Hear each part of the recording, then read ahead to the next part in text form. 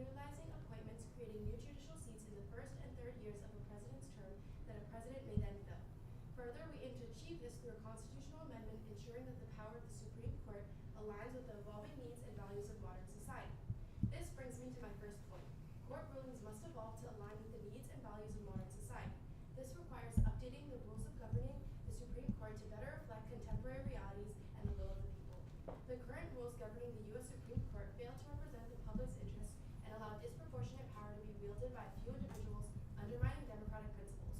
Over time, the average tenure of a Supreme Court justice has significantly lengthened since the establishment of the federal judiciary in the 1700s, granting disproportionate power to the 9 people in a way unintended by the Constitution's framers.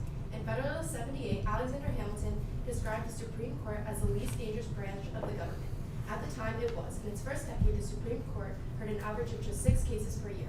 The first Chief Justice stayed on the bench for only 5 years and declined to be renominated. As the size, scope, and power of the federal government expanded, first with the post-Civil War Reconstruction Amendments and then again in the 20th century, so too did the Supreme Court's power. This prolonged tenure disconnects the court from the evolving views of the electorate, hindering representativeness of the court. According to a statistic by the Pew Research Center, the court's favorable rating has declined 26 percentage points since only 2020. This current survey marks the first time in their polling that the public's views of the Supreme Court are significantly more negative than positive. This is no coincidence, as Republicans have won 4 of the 9 presidential terms and won the popular vote only twice, while appointing 6 of the 9 justices. This supermajority has already handed down unpopular rulings on civil rights, gun rights, and abortion that disproportionately harm vulnerable communities and are unmoored from the values of the public. This has incentivized partisan factions to cast aside governing norms to secure seats on the court, creating a dysfunctional system.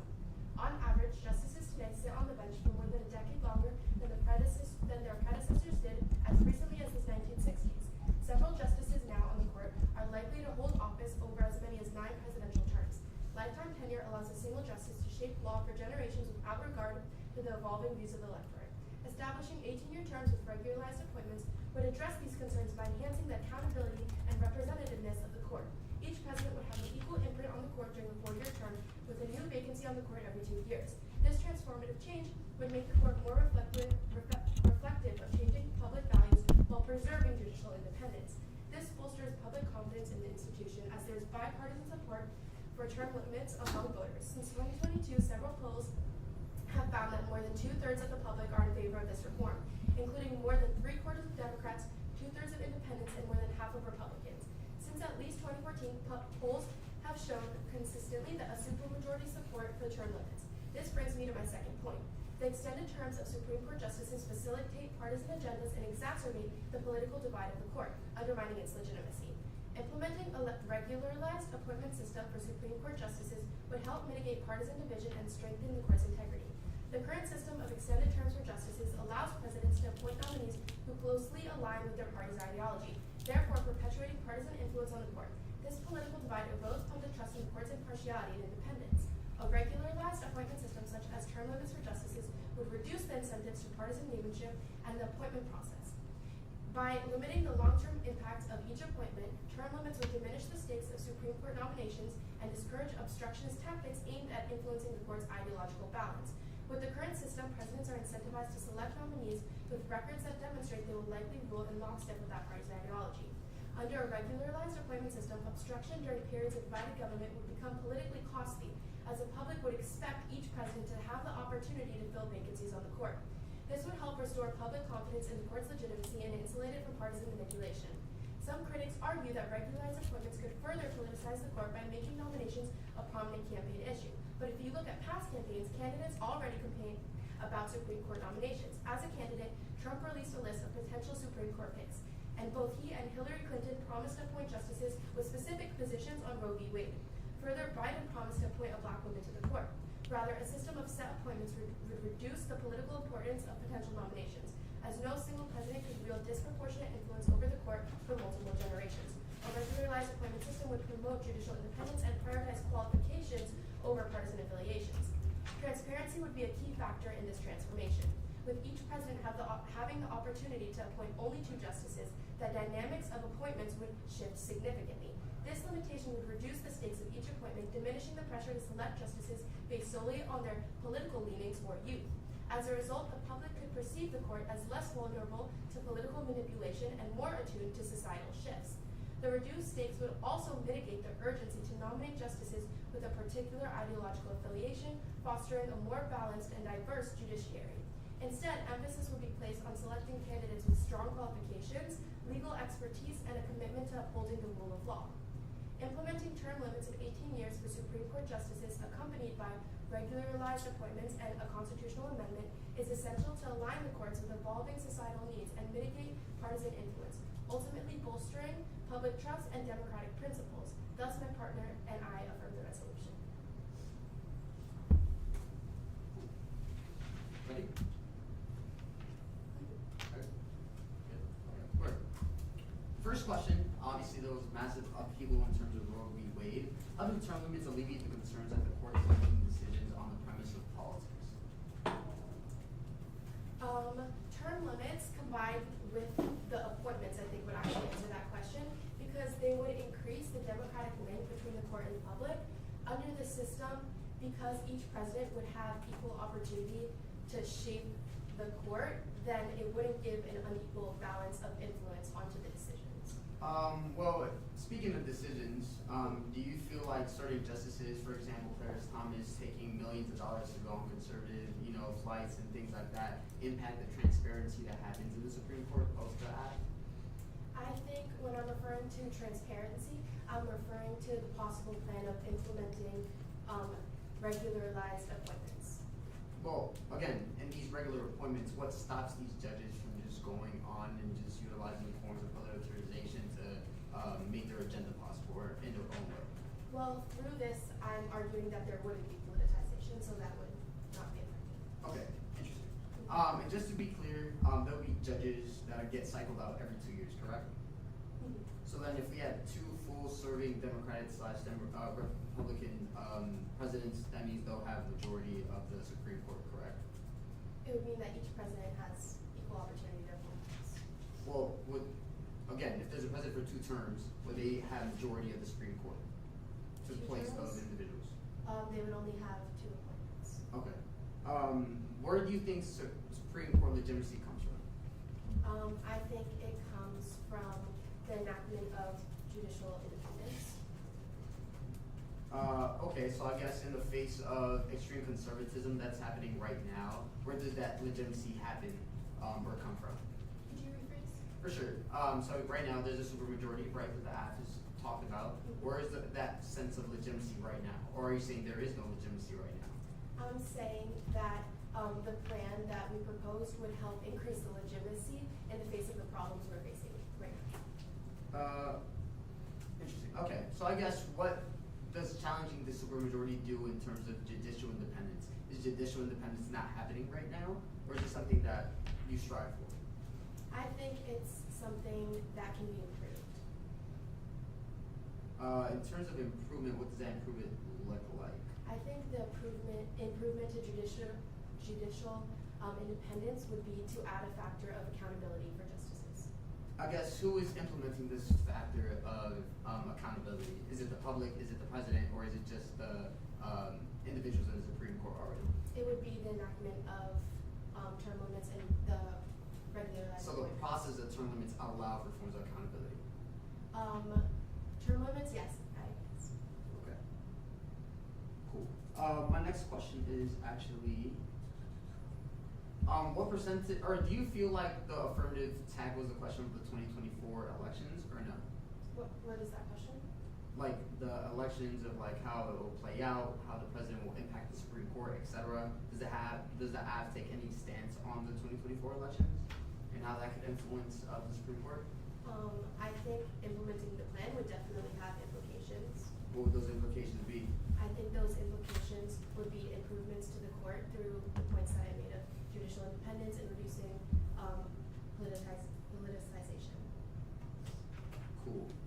So if the public views or thinks that the Supreme Court is illegitimate given its decisions, what does the process of term limits do in terms of the decision-making calculus of the Supreme Court?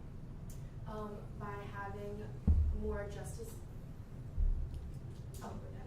Yeah, you can finish your answer. By having a more diverse set of justices on the Court, then they would be able to improve their decision-making skills, and that's all.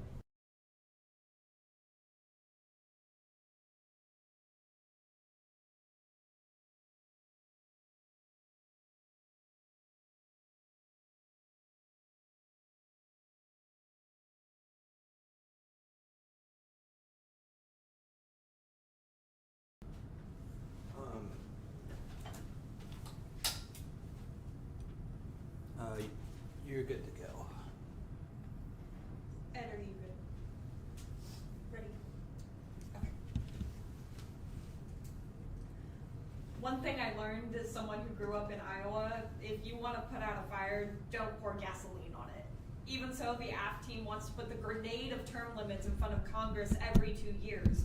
Our Supreme Court undoubtedly has a legitimacy problem. Clarence Thomas takes millions of dollar vacations, and others on the court shudder at considering rules of ethics. They pass decisions that are out of lockstep with what the public expects by overturning abortion and gutting voting rights. Congress blockades adoption of Merrick Garland so that Trump can appoint 2 justices, and then when Democrats nominate the first black woman to the bench, there's Republican outrage. But at the same time, the rule of law has not collapsed. There is not a civil war or even violence in the streets. What of these problems does term limits solve? None of them. What we are at serious risk of is an overreaction to the current political moment that is merely a blip upon the screen of our constitutional memory. Far from decreasing polarization, term limits actually increase them. First, the nomination means more contention and more polarization and less legitimacy. Second, the phenomenon of ideological drift. One may be appointed by a Republican, but the longer they stay on the court, the more likely they are to change their views. University of Chicago law professor Daniel Hemmel notes in 2021 that I don't think an 18-year term limit would have an effect on polarization of the confirmation process. We would have fought hard about Barrett and Kavanaugh confirmation, even if these people only held the future of abortion rights for the next 18 years. 18-year term limits would lead to a more polarized court. There's a phenomenon of ideological drift. You get justices who are in line with the president's who appointed them, and over time their views evolve. Right now, justices don't know what their career on the court is going to end. As a result, you get some cooperative behavior among justices who are repeat players in this game. And the AF can't solve their big impact claims anyway. First, they can't solve public perception because the Electoral College prevents presidents from winning the popular vote, and they are the people who appoint Supreme Court justices. Two, they can't solve legitimacy because the internal workings of the court are still a disaster. From Thomas and Alito taking expensive vacations out of line with any regular ethics code that the Supreme Court refuses to adopt, to leaks of the Dobbs decision.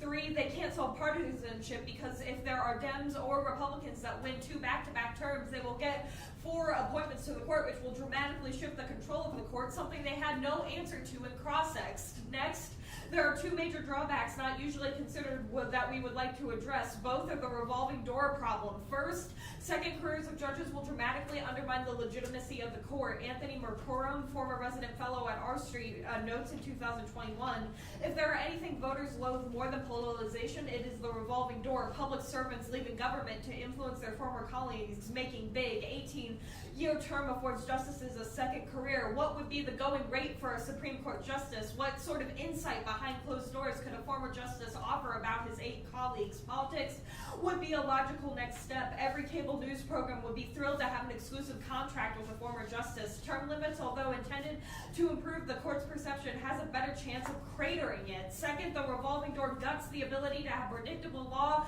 undermining stare decisis. Christopher Sumby, lecturer at UMiami, and Susanna Sherry, faculty at Vanderbilt Law, notes in 2019 that term limits have a cost, increase instability in constitutional doctrine, would interact with stare decisis. Black and Byron focus on how the doctrine would actually be different. A term limit system would result in a larger shifts in the ideological mediums, and these findings support that a regime might increase instability to an intolerable degree. That undermines the foundation of legal predictability and certainty, undermining the rule of law. Faster Capital is the #1 online incubator and accelerator that operates on a global level and notes in 2024 that stare decisis ensures that the law is predictable to ensure that people can plan their lives and conduct their affairs. If the laws were constantly changing, people would be unable to make informed decisions. Society would be chaotic. The importance of stare decisis is evident where it has been relied on to maintain legal stability and protect the rule of law. That dramatically undermines investment into the economy. Luis Diego Canseco and Enrique Pasco, professor of law at Peruvian University of Applied Sciences, note in 2008 that if judicial decisions are predictable, it will send the message that the community investors that are a stable business climate exists, which will legitimize efforts. If there is more stability, there will be more domestic and foreign private investment. Rapid uptake of disruptive innovations hedges future existential risks. Callahan 20, we want responsiveness of our entire research system. Research declining could be problematic in light of existential threats. Research could prepare us for the next threat that could pose a threat to human life itself. Fortunately, there are simple alternatives that one can embrace without having to rely upon term limits. The conversation of term limits misses the forest from the trees. If we want to address having judges that are too young or too old, then let's institute age requirements. If the court is too unbalanced, then why not simply require there be 10 judges with 5 Democrats and 5 Republicans? If you are worried about how the court is perceived, then why not have a code of ethics that stops Justice Thomas and Alito from taking million-dollar vacations with Republican donors? The point is, these suggestions address the problems and avoid the disads that we have talked about in our speech. And the Howard Wiseman, professor of law at FIU, notes in 2019 that there are 2 independent alternatives. First is the Supreme Court lottery. Every judge appointed to the Court of Appeals would serve as an associate justice of the Supreme Court. Cases would be heard randomly selected panel of 9 justices sitting for 2 weeks. Several benefits of the structure: it decreases ideological partisanship in cases selected from a resolution behind a veil of ignorance. I'm open for context. Okay. You mentioned a few times in your argument that problems with current justices abusing power. Is that correct? Yes. So how would you assume that removing some of this power by removing a lifetime tenure would have a negative effect on that? I don't understand the question. So we're making the argument that lifetime tenure doesn't solve, that removing lifetime tenure doesn't solve any of those abuses, and that those abuses are still possible even if it's just an 18-year term. Mm-hmm. So how do you intend to keep judicial independence in check with the current system? So we don't think it's a burden of the negative to suggest that the current system needs to have independent judiciary intact. We've suggested several alternatives that we think would solve better than term limits and resolve in judicial independence, things that would also change the process of how we appoint judges and how long they would be on the court. So we would say that they solve just as well as the affirmative through that same system. So you're not supporting the current system? We have said that the current system is better than the current system or the suggestions we have made are better than term limits. What is your main suggestion? So we've made 4 suggestions that would be better than term limits. First is having an age limit that would require judges that are too old at an X number of ages, at a certain age, to retire. If the court is unbalanced, and that's the primary thing the affirmative wants to solve, we think that 5 Democrats and 5 Republicans sitting on the bench would solve this issue. And then we also think that a code of ethics would potentially solve the kinds of abuses that we talked about in our speech. And then we talked about a Supreme Court lottery where every judge appointed to the Court of Appeals would serve as an associate Supreme Court justice, and it would be like a lottery system for who rules on what cases. Mm-hmm. But wouldn't the implementation of term limits and regularized appointments also introduce a mechanism for periodic review and accountability? No. So we don't think that the affirmative is forwarded that there would be any sort of code of ethics under the plan, and that would be an amendment to what you said in the Plan AC, which will problematize. So with the code of ethics, do you think this would be effective then? Is that your argument? So do we think that the affirmative would be more effective with a code of ethics? Is that the question? Yeah. So we think that term limits are bad, point blank, because it increases things like polarization and leads to like the revolving door problem that we talked about, where judges would retire early or influence their decisions to think about their next job. So we think term limits are the problem. You might be able to make term limits somewhat better, but that doesn't make them desirable. How do you think that the Supreme Court should be accountable to the electorate in the democracy? Do I think that the Supreme Court should be accountable to the electorate? Yes. So we don't think it's a question of whether, we don't think Supreme Court legitimacy comes from whether or not the Supreme Court is accountable to the electorate. We think the legitimacy comes from the makeup of their decisions. So we would problematize the internal link of the 1AC. That's all I have. Okay.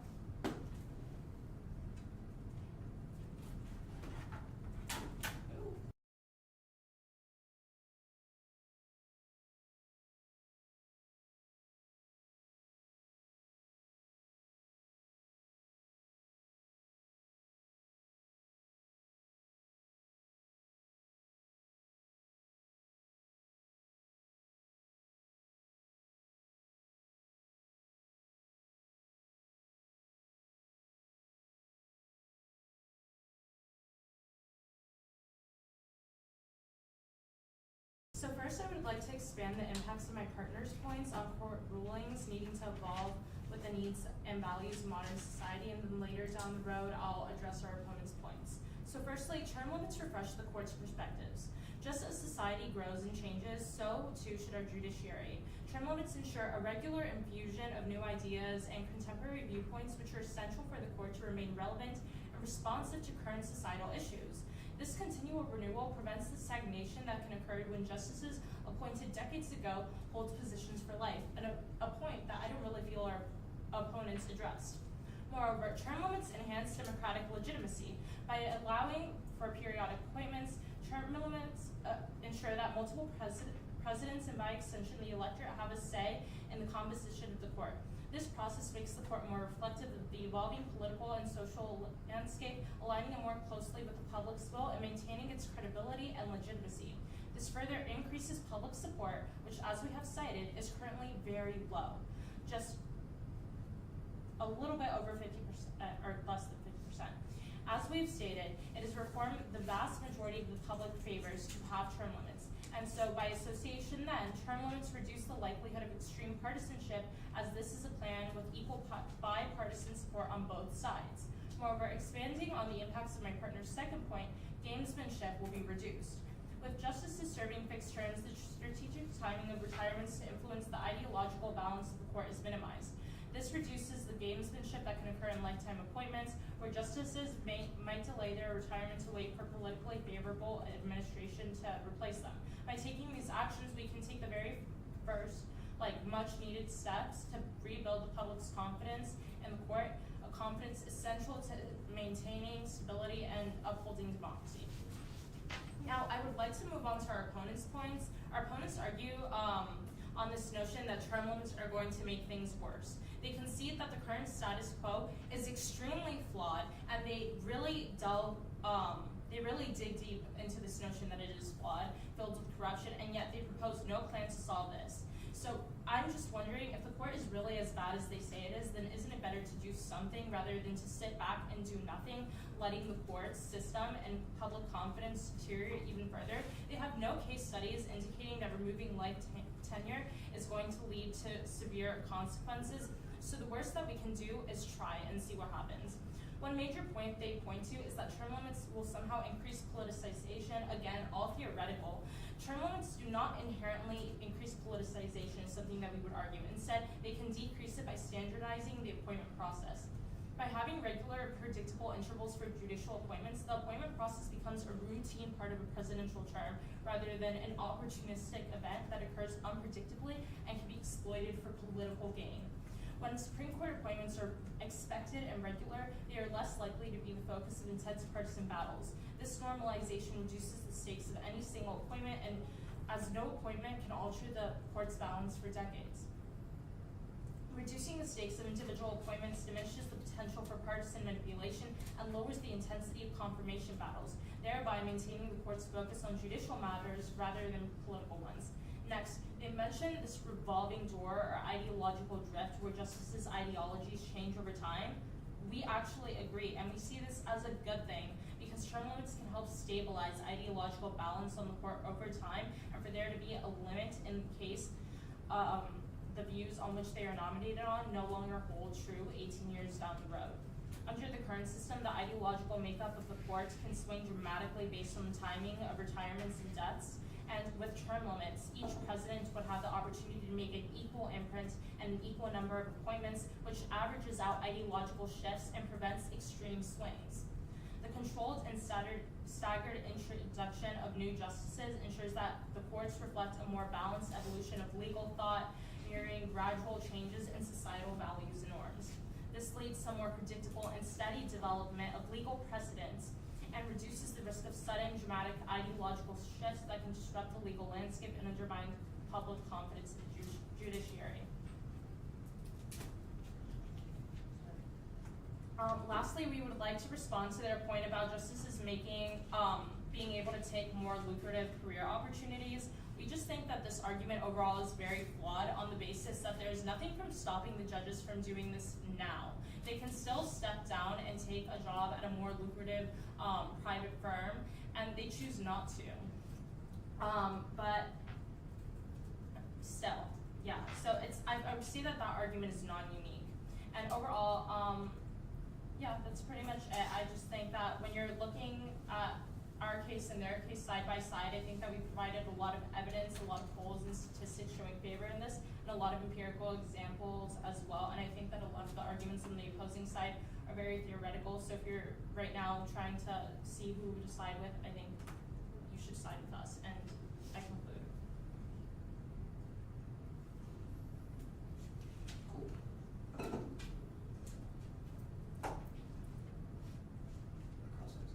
Yeah, I was a little confused there. Okay, are you ready? Okay. Starting with the concept of ideological drift, the clearest example of this on the court right now is Roberts. He starts off farther to the right and then drifts towards the middle by making decisions about the ACA to save it and things like that. What evidence or empirics do you have suggesting that justices who are on the court would drift farther under term limits to the polarization? I'm not saying that they would drift to polarized sides. I'm saying that term limits help to balance out the ideological drifts that can occur because they are limited at a time. So why do you think ideological drift is a bad thing, given that the examples of it happening are towards the middle rather than? I didn't say that. I said I said I'm confused what you're trying to say.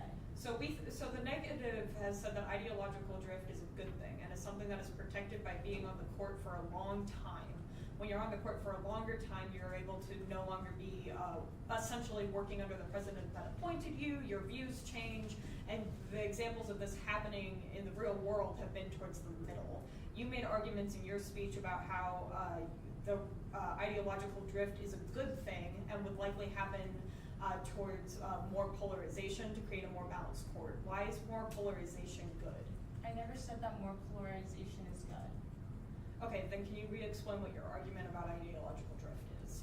I'm basically just saying that because of the vacancies that are going to be left on the court, there will be more perspectives and they will also be more balanced because justices who are right now serving for lifetime appointments, they can experience ideological drift, which is a point you mentioned in your speech about ideological drift. And so this creates just a good balance in between stability and diversity in thought. Okay, so the affirmative's argument is that it is good to have essentially Republican and Democratic leaning judges that are on both sides of the spectrum on the court. That is the point of cross-ex. Okay. So you also say on the gamesmanship argument that with the appointing judges every 2 years would delay replacement so that there wouldn't be kind of these sudden replacements based on death or retirement. What stops a judge from dying or retiring early right now to cause a president to be able to appoint more than 2 justices in one term. Can you repeat the question? Yeah, so you make arguments that right now, or under the plan, the president would get to appoint 2 justices, and that would prevent things like justices retiring early and having the process be sudden. What stops a justice from retiring early during a presidential term and a president getting to appoint more than 2 justices? There isn't anything Okay. stopping them from retiring right now. Okay. But they do oftentimes choose to retire strategically. For example, if they were already choosing to retire and they're like, okay, well, there's an election coming up. The new president that's been nominated, or there's an inauguracy, I think that's the word, coming up. A new president is going to step up, and I would rather the president now to select my replacement rather than the upcoming Sure, one. so That's an example of gamesmanship. If you Let's wanna work look with at a that. hypothetical then. So let's say that Trump is wildly ahead in the polls, and the plan has already happened. Let's just grant that the plan has already happened right now. Biden has appointed 2 justices. Trump is wildly ahead in the polls, and so Sotomayor decides to retire early because she knows that the next president will get to appoint 2 more justices, and they will likely be Republican leaning because Trump is so far ahead in the polls. What stops Sotomayor from retiring right now in the world of the plan to allow Biden to get a 3rd justice on the court? Anyone not ready?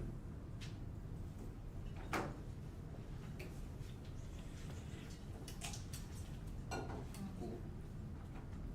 Megan? Alright, cool. The world is in danger, and it will only get worse through the implementation of term limits in the Supreme Court. There are some obvious facts that cannot be overlooked when analyzing the Supreme Court and the history of the United States. 1. Partisanship and counter-majoritarianism is age-old. The tensions have always existed throughout the history of the United States in relation to justices having wielding power of judicial review. The affirmative attempt to solve a centuries-old question of counter-majoritarianism will only be another cog in the machine, but the rule of law has not collapsed. Term limits will create the worst forms of ideological forms of evolution. This is when the affirmative or pro side talks about their evolution, but they will always be stuck by the super conservative because their new ideas will either mean 1, they have not enough, or their ideas are not big enough to overcome that superior majority, or 2, their new ideas are so good and radical that it means that they will change and impact the certainty that's already relied in the Supreme Court, making it illegitimate and something that they cannot have. Something that will be more on the story of decisis. 2 is term limits actually increase polarization. The affirmative assumes that voting becomes a large internal link to the desirability of Supreme Court legitimacy, but they ignore the truisms of the world. For example, Congress is deadlocked over a budget, who should be Speaker of the House, etc. And the assumption that adding Supreme Court candidates every 2 years to make the government more legible will be a political disaster. This creates the worst forms of political extremism, where Supreme Court justices will want to have more of a need to please the president that elected them, instead of actually making fair, neutral, and adequate decision-making calculuses. Now the pro side got up here and said that right now in the status quo, it is flawed. But our argument is, even if it is flawed, it is better than the world of the pro side. Because 1, we have ideological drift, which was cross-ex Judge Roberts, which is good because it shows that there's already change in the Supreme Court. It's something that should not be rushed, because if it is rushed, then it means it leads to worse forms of appointees and worse forms of enactment. 2 is that they're political ideas or the new ideas either are new ideas that are not enough to overcome the supreme majority, that was the argument above, or it just creates the worst forms of violence, which leads me to the stare decisis point, which was completely mishandled. Instability becomes the most dangerous attack to constitutional doctrine. We're at risk of another pandemic, and it kills millions of people. This is why it's necessary for technological advancements to happen, so everyone in the world can live longer, such as assisting people with Alzheimer's, help tackle heart conditions, and other aspects that should make us focus on how we can make lives better. In addition, the development of innovations such as renewable energies and AI makes us tackle the rise of global climate change, where every increase of 1 degree Celsius causes millions of deaths or thousands of deaths. Even though whatever number that is, it is very bad. And even though we might not know all the coming threats happening right now, stare decisis makes us be more prepared, but it also requires a foundation of precedent. which is very important because it means certainty and legitimacy are the foundation of the Supreme Court, something that the pro side neglects to engage with. Because term limits will develop a large shift of ideological medians where they cause the worst forms of political extremisms, i.e. their new ideas and how they appoint actual individuals. Two other reasons. A, the pro side assumes that adding Supreme Court justices every 2 years leads to a more moderate court, but it makes it impossible to have a certainty in the long term, such as judge turnover with endless overturning of precedent, i.e. Roe v. Wade. As a result of term limits, decreases the court's legitimacy through doctrinal instability and chaos, where the courts actually become a hollow entity without any hope of judicial independence, making or answering any claims of judicial independence that the pro side claims to garner. Moreover, investors will look at this and think that their investments in pharmaceuticals and renewable energies are unable to have a clear future, putting millions at risk. Stare decisis is crucial for legal implementation and in the long term. B's, voting is not plausible. Let's be real here. Voting has been very low, where less than 50% have been for presidential elections and less than 35% have been for non-presidential elections. Therefore, the only ones making the Supreme Court more polarized are those who are able to get to the polls. So the Supreme Court will always be lopsided in the world of the pro side, but for us, the Supreme Court should be an entity that has as much neutrality as possible. Another thing, there is a doctrinal turnover. Aside from setting fire on any legitimacy the court left by politicizing as such, there are two major problems that the pro side has not grappled with. One, second careers. Once a judge leaves office, they will have the incentive to seek out second careers in business, law, or even run for office. If court justices do this, it makes the office not as a neutral arbitrator, but instead a political official, turning any offense that the affirmative has. What happens when Robert retires and then charges $5,000 an hour for a conservative company for the ideas of oil and things like that? This would be insider trading, completely sully the legitimacy of the court. Two is legal predictability. We know the question of legitimacy is fuzzy. How does one quantify it? But what is not fuzzy is how investors make decisions through the Supreme Court, whether it is an investment in pharmaceuticals, trying to find the next life-saving cancer treatment, or someone looking for the next renewables through even a tactic to reduce natural gas leaks, or someone investment in new AI technologies. Unfortunately, new judges every 2 years creates a great doctrinal turnover. In our first speech, we cited a study by Sunby and Sherry that did a computized model of what it would happen with term limits and consistent turnover. Therefore, we present the four alternatives. A, age requirement allows us to gather the most experienced judges that siphons out the individuals who are too young, who are inexperienced, and those who are too old that actually don't have the mental capacity to vote. B is Supreme Court lottery. Every judge to the Court of Appeals will have an associate justice, and every case will be heard with a random panel of 9. C is a balanced bench where 10 court justices from 5 on each party creates a system analogous to civil arbitration, which allows us to have partisanship and the most amount of neutrality. And the final one will be, these alternatives makes us provide the necessary starting point for court stability and legitimacy that is possible. Thank you.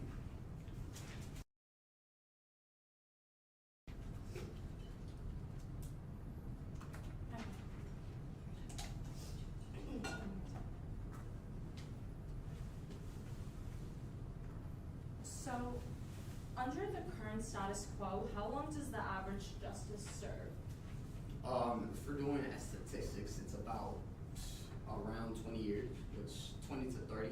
So our argument is that either one, there is not a big enough change on how that, i.e. the status quo, goes into 18-year term limits. In fact, it could actually make those people know that, oh, my time is going up. Let me actually make these decisions, which become the second career choices that we talked about earlier in the speech. Our argument is that these term limits allow those individuals in the Supreme Court to say, okay, now that I have a stable/fixed time, what can I do in that amount of time to preserve myself, as well as what can I do to benefit others? Okay, actually the average, well, I'm not gonna make any statements, but anyways. Right now, does the current system have any mechanisms to bring about diversity on the court? Diversity? I mean, our argument is that the way in which ideological drift has worked right now is important, right? Because I guess the very notion of diversity is one that talks about, or doesn't talk about ideological drift. Our argument that ideological drift is good because it means even if there is a form or set, like conservative, liberal judge, the ways that they make decisions has been neutral and can be neutral the longer they stay there. That's why term limits limits that potentiality and actually makes it worse because it means either A, you get the youngest and experienced ones, or B, you get the older ones that are not able to make the adequate decision-making calculus for cases and things like that. Right now, how partisan would you say the court is today? Well, our argument one is ideological drift is able to move that that no matter how partisan or not bipartisan it is. And B is that the way in which we talk about the supermajority is one that the affirmative cannot grapple with, because it either one presents new ideas that challenges the certainty of the Supreme Court, which is problematic, or B, it doesn't overcome that, which means that you just create a cog in the machine, which was the top of my speech. You also mentioned a lot of negative impacts, such as justices being able to engage in insider trading, ruling on cases according to external influences, and that's happening right now. So how does life tenure, or that could happen with term limits, how does life tenure prevent justices from still doing all of this illegally? Because at the end of the day, whether they have term limits or not, it's illegal. So how would life tenure prevent that? I think this was the answer I gave previously, right? By being or having term limits, it allows them to understand how long they're able to stay on court and how they're able to strategically know when they're going to retire, strategically know if they want to make a certain decision because AKA they want to be a part of a company, or B or C, it allows them to, be able to just prepare for their second career after the Supreme Court, which allows for insider trading and things like that. But I don't understand what's not to stop them from stepping down and pursuing a second career now. Well, that's the Do thing. you have a plan? You mentioned a list of plans. Do you have a plan that would stipulate for something to solve for that inconsistency in your argument? One is we would say the argument that ideological drift is important, and by not having term limits, it allows that ideological drift to happen and operate in forms that don't allow them to become consumed by the ideas of retirement and leading to second careers. That's one argument. The second argument we say is that by us presenting whichever alternative we want to go for, allows for more neutrality in something that cannot, influence how anything aside from the Supreme Court happens. Because if you think about it, if they make a decision right now in the court that's neutral, right, they're going to be like, the companies that they voted for, they're like, oh, we don't need you anymore, right?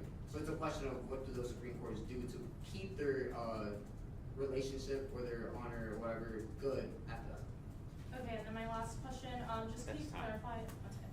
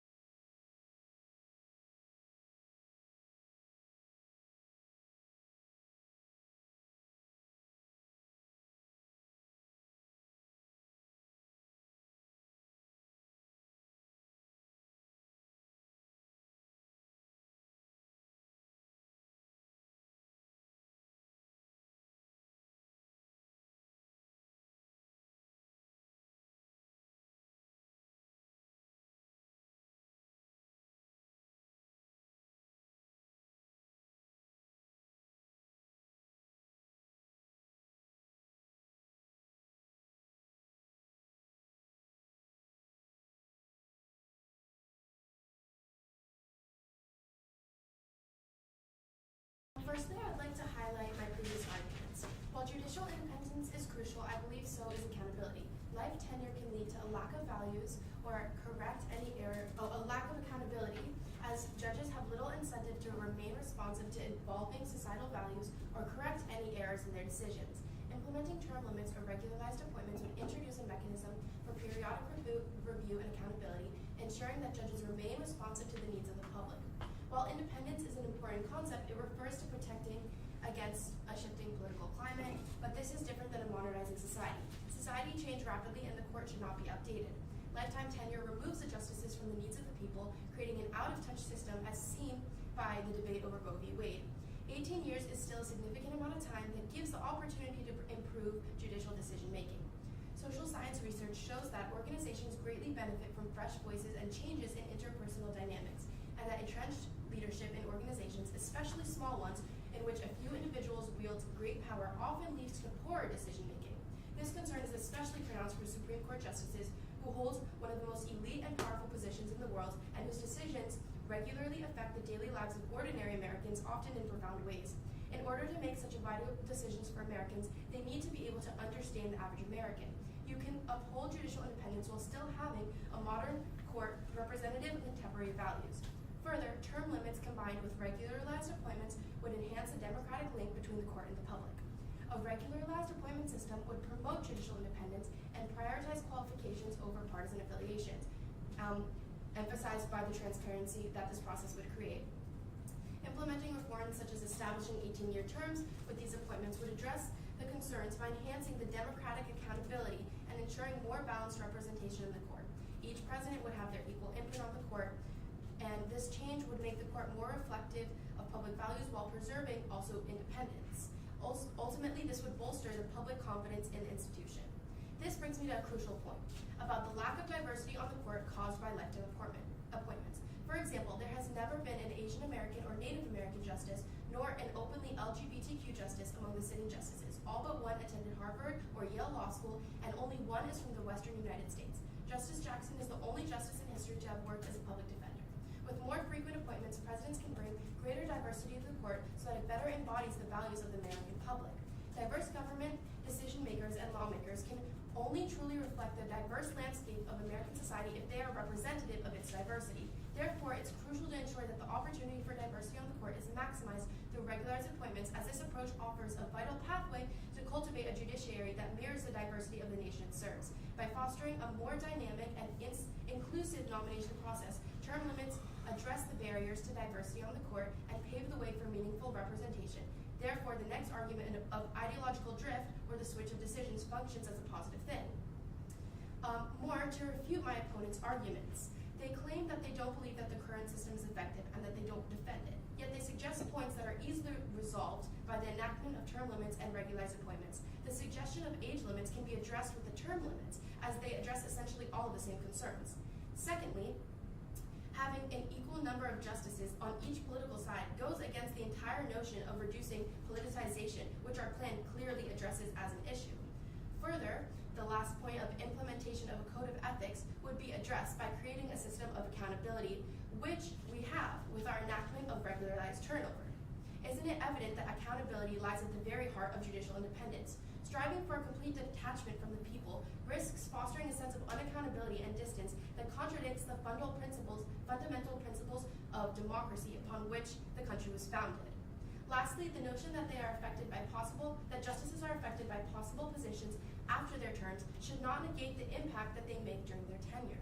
Their reasoning is non-unique because, as we've stated before, there is nothing preventing them from stepping down and doing this now. This means that when you're weighing around, they lose on this point because whether you agree with what they're saying or not, it happens in both worlds. At the end, the larger argument is about term limits versus the status quo with the modifications that the neg suggests. But with term limits, there's an opportunity for a greater reform and benefits for the entire system versus tweaking an already broken system. It is clear that the implementation of an amendment enacting all the AF's points of an 18-year term limit and regularized appointments would have a more positive benefit to support not only judicial independence, but also meeting the needs of the people. Thus, the affirmative effectively states how our arguments holds more overall significance. 2 minutes. Let me get my timer up. Ready? We go. Yep.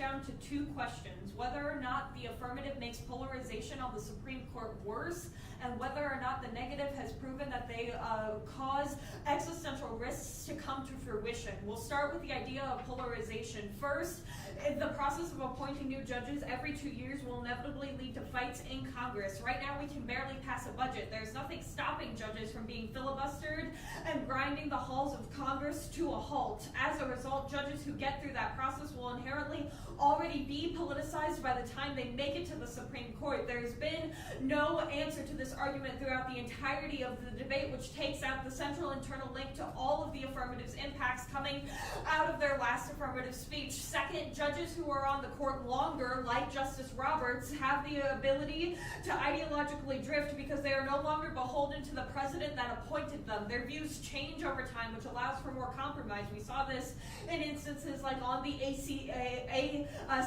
but this only happens if judges are on the court for a long time. Going towards the middle is key to solve legitimacy issues like Roe, because legitimacy is not found in the process of appointing judges like the affirmative claims it is. It's found in the decisions that the court makes. Ideological drift can be good for both sides, as the affirmative is talking about it, but only the neg is characterized how it would work towards the middle, which is key to resolve the very decisions that have made the court illegitimate in the first place, rather than ideologically drifting to both sides of the spectrum. Next is the stare decisis DA. First, the AF has not contested that having a new justice every 2 years would cause there to be different decisions and overturns of precedents incredibly frequently. This is because every justice has a different way of enacting the law. Some of them want to overturn bad precedent, some of them want to stick to existing precedent. They're originalists and justices who see the Constitution as a living document, etc. That overturn of laws would make the law unpredictable, which is bad for two independent reasons. First, it undermines the court's legitimacy. Roe proves that the court is seen as more legitimate when it sticks to precedent. Two, undermining the court would lead to bad business decisions. Investment is key to innovation in the pharma and renewable sectors. Only that innovation can protect us from existential threats of climate change and pandemics. Even if you think that the AF has won all of the truth claims of their impacts, you still vote neg, because we are the only team with an existential impact in the round, which has gone cold conceded the entirety of the debate. Finally is the alternatives that we forwarded in our last speech. All of these would address judicial independence, meaning that even if you don't think we outweigh judicial independence, we definitely solve for it through age requirements, preventing justices from being too old or too young, which also solves gamemanship and accountability, because justices would be in this Goldilocks position that would make them unlikely to want to retire early or solving gamesmanship, and they would still be accountable to the public because they would have a job after the Supreme Court. Next is the lottery argument. We've described this in both of our speeches. It also solves gamesmanship and accountability, because justices wouldn't serve on the Supreme Court consistently. They would be cycled in and out, meaning that those justices would still have to pay for their decisions on the Supreme Court after they had made those rulings. Next, we made the argument that we could have a balanced bench with 5 Republicans and 5 Democrats. That solves partisanship, which is the only other impact the affirmative goes for, and solves diversity by increasing the number of justices on the court, thereby making it more likely that the justices on the court would reflect a greater number of identity groups. They lead to more polarization. We have an uncontested existential impact, and all the alternatives solve what they go for in the 2AR. Vote neg. You should vote neg. Good debate, y'all. You too. Hi, Mom.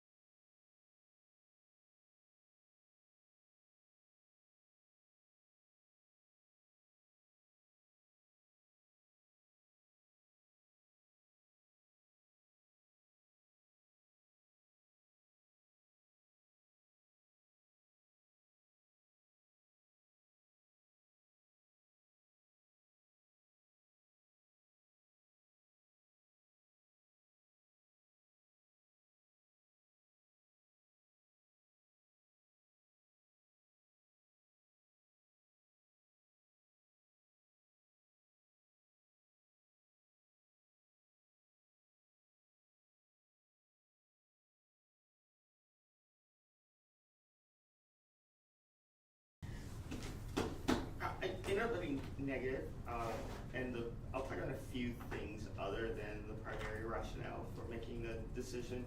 But ultimately, one of the challenges that we're having at FSU is this stare decisis argument that every 2 years, if we have a new series of judges who come along, then those judges are more likely to break precedents, and that would undermine the confidence that businesses would have about the continuity and consistency of judicial decisions, and that would undermine innovation, their desires to invest the resources into sorts of procedures, and that they have identified and outlined a series of sort of reasons why we should be concerned about that, whether it's the production of pharmaceuticals, generating technologies like renewable resources to deal with climate change, and that just seems to be larger than the sets of issues that you're talking about on the app side.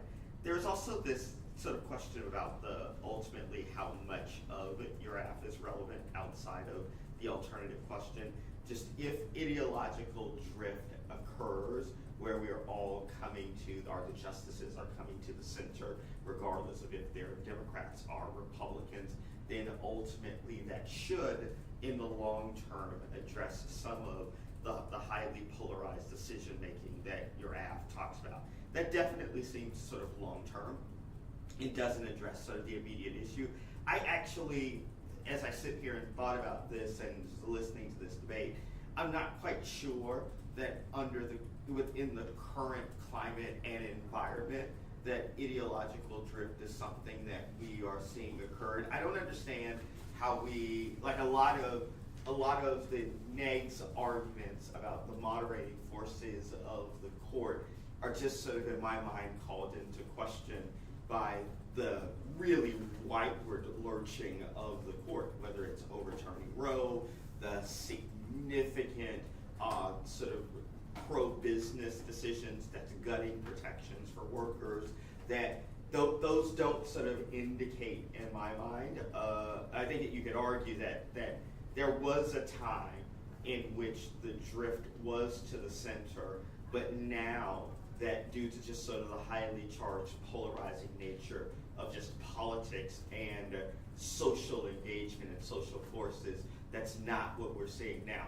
I consider the courts to be a highly conservative institution. Conservative not in the way in which we talk about politics, conservative, liberal, but conservative in being holding close to one's vest, not being willing to make radical decisions, and that the court is ultimately a set of actors that follows public opinion. They don't take radical sort of decisions in and of themselves. And so what the notion that the court would ultimately be a self-moderating force is something that I don't necessarily ascribe to in my read, but I also think that there's some interesting new things that are at play. I think that your app, I think that you've got some really strong arguments on your app, and I think that I would narrow the focus of your future debates down to one core argument that I don't think that these alternatives can ultimately address.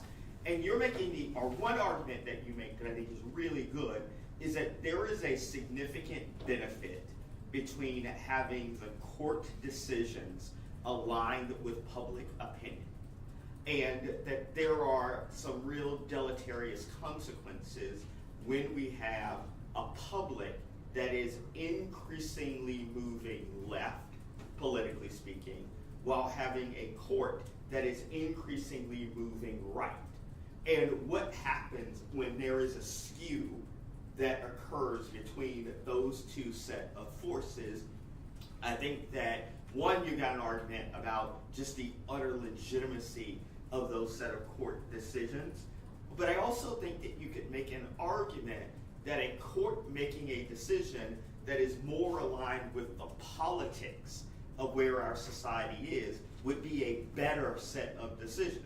So a court that makes a decision that companies should be held accountable for the pollution that they're doing or engaging in as a mechanism to solve for climate change is a better strategy than allowing for us to depend on businesses to make technology to do so.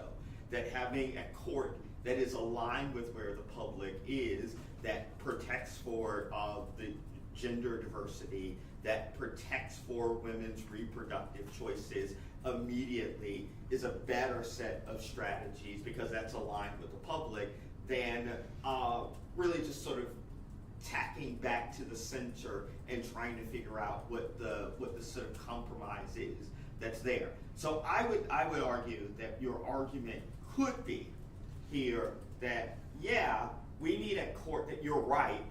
The public is veering in the direction of being more liberal. This is just sort of a generational question, actually.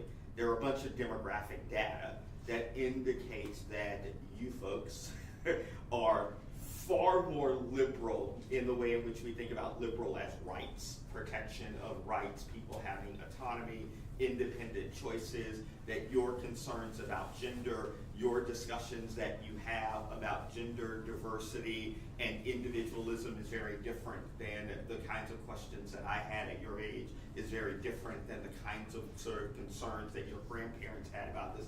This could just be, some people would argue, this is really just a sort of generational question. It would be better if the courts were aligned with that generational drift that's happening than having a court system that is in fact going in opposition to it. So you got the boomers who are on the courts, you got the Gen Y and the Gen Zers who are out and sort of moving in a direction. Having them in opposition is not good for society. A rapid turnover of the courts would make sure that the courts are making decisions that's aligned with where our societal values are, and that's good for the society. Just that set of consistency. And that we are more likely to update precedents in a way that's connected to the values of the larger forces within our society than updating precedents in ways that's not. I think one of the arguments you should be making, or on this sort of stare decisis continuity consistency argument is, by the way, we eviscerated Roe last year.